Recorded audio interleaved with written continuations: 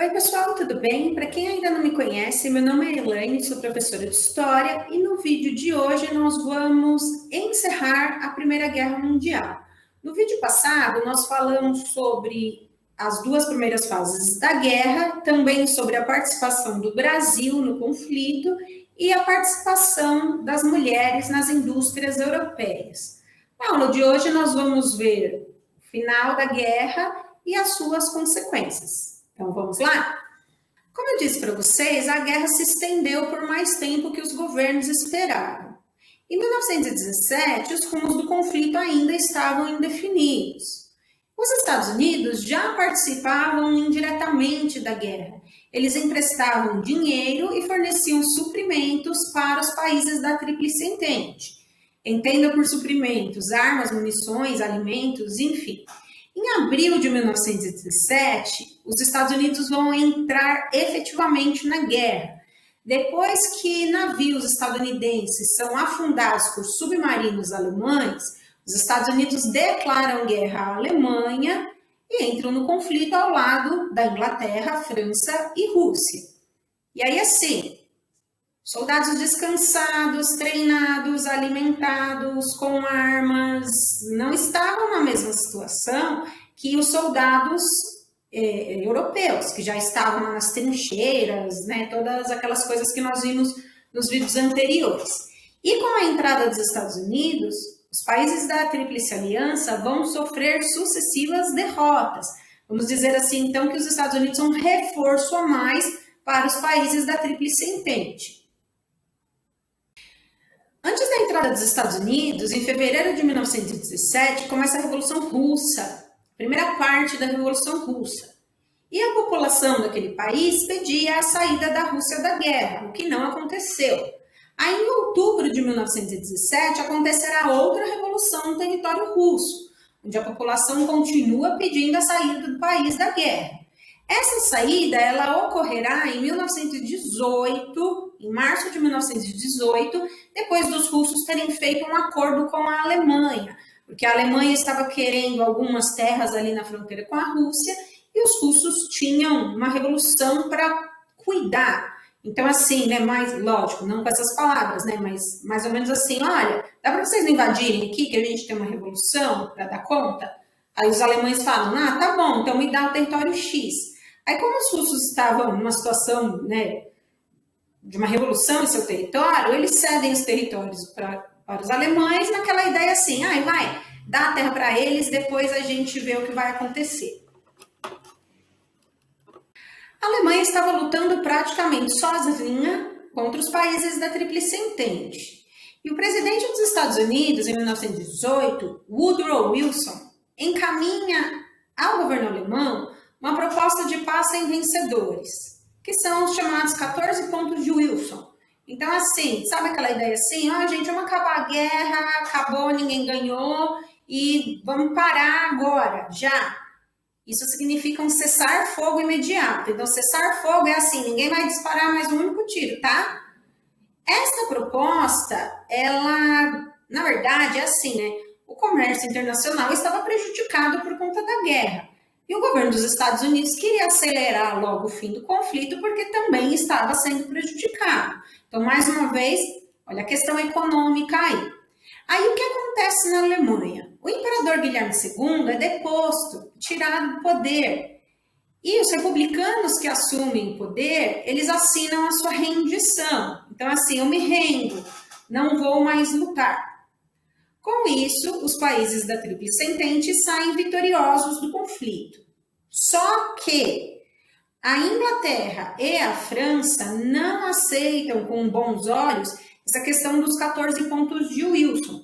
Em 1919, eles vão liderar uma reunião em Versalhes, na França, que será responsável pela redação do Tratado de Versalhes, que é considerado uma das principais causas para a Segunda Guerra Mundial. O Tratado de Versalhes considera a Alemanha a única culpada pela guerra. Os alemães não estavam lá para se defender em Versalhes, porque a Inglaterra e a França convidam, sabe assim, convidam todo mundo entre aspas, né? Todo mundo que participou da guerra, Aliás, convidam até o imperador japonês. O governo dos Estados Unidos não aceita participar, porque assim, não concordo com isso que vocês estão fazendo. Vocês não aceitaram a minha proposta, então não vou participar. A Alemanha não foi convidada, por conta, né, daquelas questões que a Inglaterra e a França tinham com a Alemanha, que vinham lá do século XIX. Então, como a Alemanha não foi convidada, ela não estava lá para se defender. Este tratado ele foi extremamente prejudicial à Alemanha e despertou na população alemã um sentimento de humilhação. Então, nós fomos humilhados por esse tratado e nós vamos nos vingar. Está aí uma causa já para a Segunda Guerra Mundial, que terá início em 1939. Esse tratado, então, considera a Alemanha a única responsável pela guerra. Porque aí os participantes da reunião, sabe aquele negócio que você fica conversando? Então, assim, entrei na guerra porque tive um problema X com a Alemanha. Eu entrei na guerra porque a Alemanha é isso. Entrei na guerra porque a Alemanha é aquilo. Então, a Alemanha é a única culpada pela guerra. Ela foi a única culpada pela guerra? Não, não foi. Mesmo porque ninguém faz guerra sozinho, né, gente? Tem que ter, né, vários países para participar, né? Começar uma guerra só eu, sozinho, tô entediado, vou começar uma guerra. A Alemanha foi uma das culpadas pela guerra? Aí sim. Cuidado com isso, hein? Na hora da sua redação, a Alemanha não foi a culpada pela guerra, ela foi uma das culpadas pela guerra. Todos os países industrializados europeus, aqueles que disputaram a África, a Ásia, a partilha da África, a Conferência de Berlim, Mercado Consumidor, todos tiveram a sua parcela de responsabilidade. Mas a Alemanha, por estar do lado perdedor da guerra, acabou sendo considerada a única culpada e sofreu uma série de punições. Dentre elas, ter perdido todas as suas colônias, ter perdido uma parte do seu território, ser obrigada a devolver a Alsácia-Lorena para a França. Lembra lá da Guerra Franco-Prussiana, lá do começo do capítulo.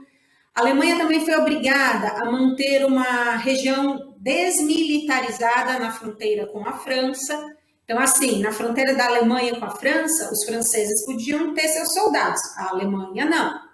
A Alemanha também teve que reduzir o seu exército para 100 mil homens e sua marinha para 16 mil homens, num conflito que calcula-se que 65 milhões de soldados tenham lutado. Um exército com 100 mil homens não é nada, não é mesmo? A Alemanha também teve o seu território dividido em duas partes, pelo chamado Corredor Polonês, que vai dar saída para a Polônia para o Mar Báltico, e a Alemanha foi obrigada a indenizar os países da Tríplice Entente. Cuidado, hein, gente? Toda a Tríplice Entente, não é cada um.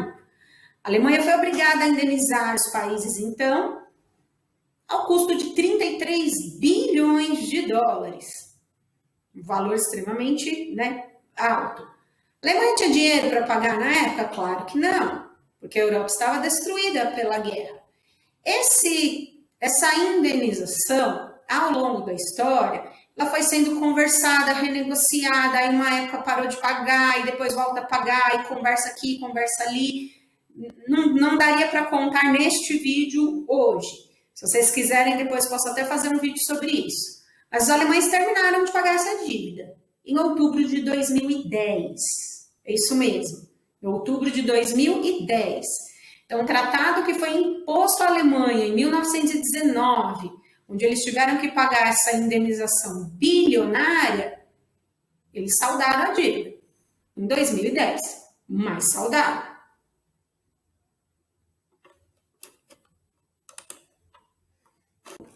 Mas um problema aqui que levará também à Segunda Guerra Mundial. Lembra que a Itália trocou de lado na guerra, em 1915? Quando do Tratado de Versalhes e a perda de territórios por conta dos alemães, os italianos acharam que iam conseguir vários territórios e não conseguiram exatamente todas aquelas terras que queriam. Surgiu aqui um sentimento de traição da Itália em relação a britânicos e franceses. Então, assim, eles não deram todas as terras que nós desejávamos, vamos nos vingar. mais um motivo que em 1939 será colocado em campo novamente com o início da Segunda Guerra Mundial. Para tentar evitar novos conflitos, né, de uma grandeza como foi a Primeira Guerra, de uma duração tão grande, em 1919 foi criada a Liga das Nações, que hoje corresponde à ONU, né, quando a Liga das Nações deixou de existir justamente quando a ONU foi criada. Qual o objetivo da Liga das Nações? Negociação. Então, negociar entre os países para evitar uma nova guerra, porque assim, né, foi uma guerra de destruição em massa, então assim, vamos evitar uma guerra nessas proporções. Não deu muito certo, né?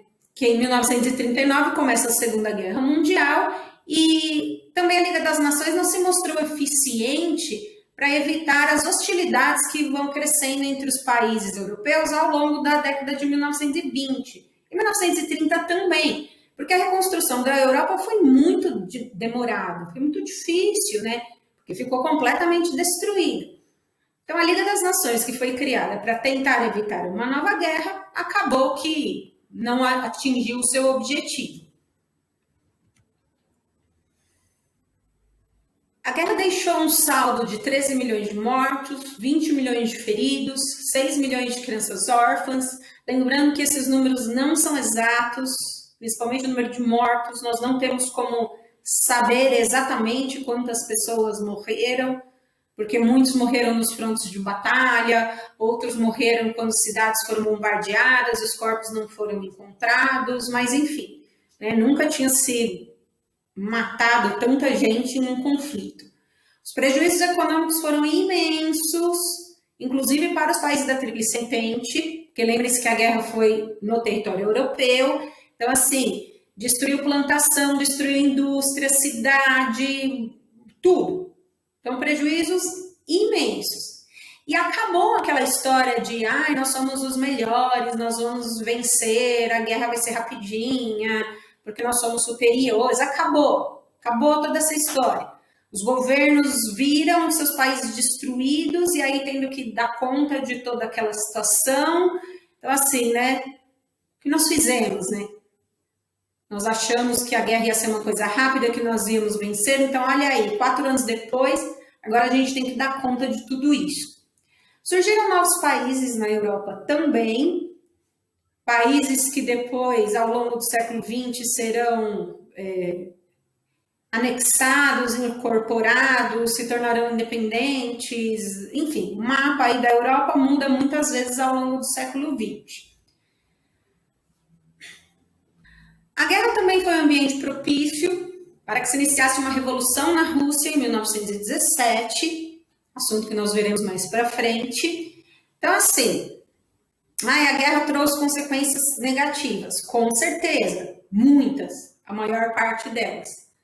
Nós podemos considerar como um país vencedor da guerra os Estados Unidos, porque, embora eles tenham perdido soldados que participaram dos conflitos na Europa, os Estados Unidos não tiveram uma indústria destruída, não tiveram plantações destruídas.